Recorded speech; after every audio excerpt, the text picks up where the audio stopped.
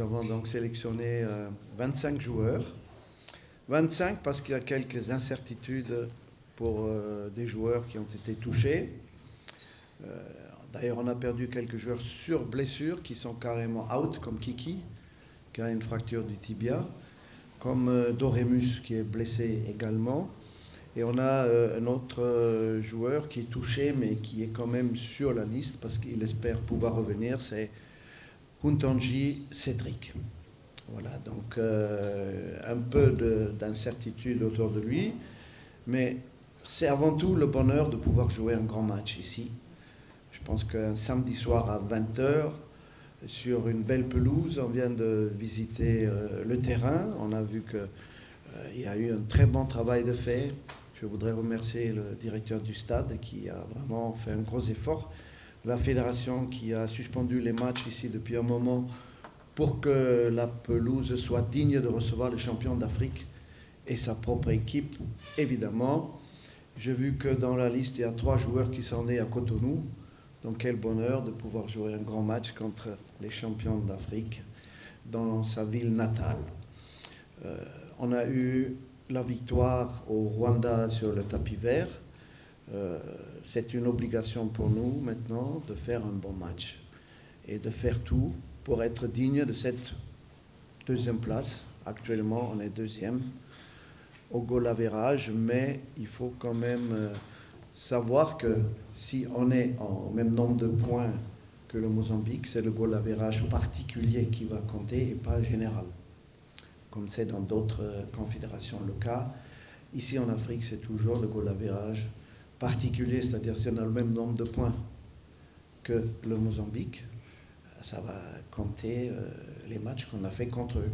Voilà, et le premier match a été perdu, donc dans tous les cas, ce sera le dernier match qui sera décisif, quel que soit le résultat du prochain match, puisqu'on a le même nombre de points.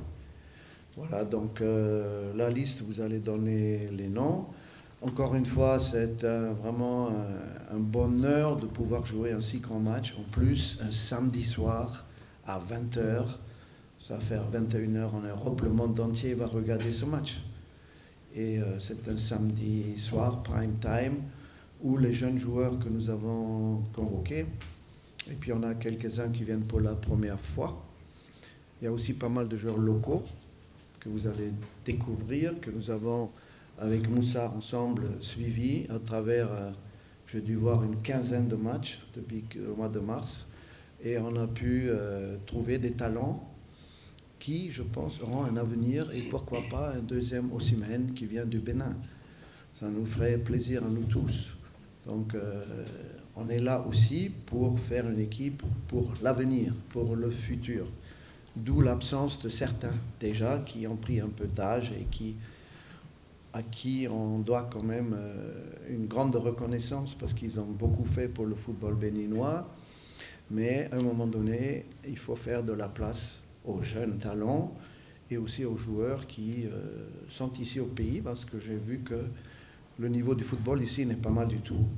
Et qu'à travers les matchs qu'on a vus, qui se jouent dans des bonnes conditions, sur des pelouses très correctes, avec un arbitrage que je trouvais également impeccable, un championnat qui est bien organisé par rapport à d'autres pays où le championnat n'a même pas lieu. Je dois dire que le championnat est régulier, il est de qualité et toutes les équipes jouent pour vraiment pratiquer un bon football et évidemment gagner les matchs.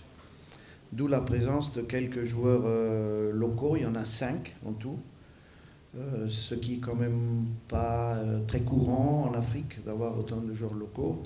Ensuite, on a 4 nouveaux joueurs qui sont là pour la première fois. Et comme vous le savez, tous ces nouveaux joueurs, à un moment donné, auront un bizutage. Donc il va falloir préparer ça à l'hôtel pour qu'ils puissent chanter une chanson ou danser comme ils veulent. Et on aura 7 joueurs qui ont moins de 21 ans, ce qui est un chiffre considérable. Dont un qui n'a même pas 18 ans et 4 qui ont 19 ans. Donc je crois qu'il y a pour l'avenir du football béninois des bonnes choses à attendre.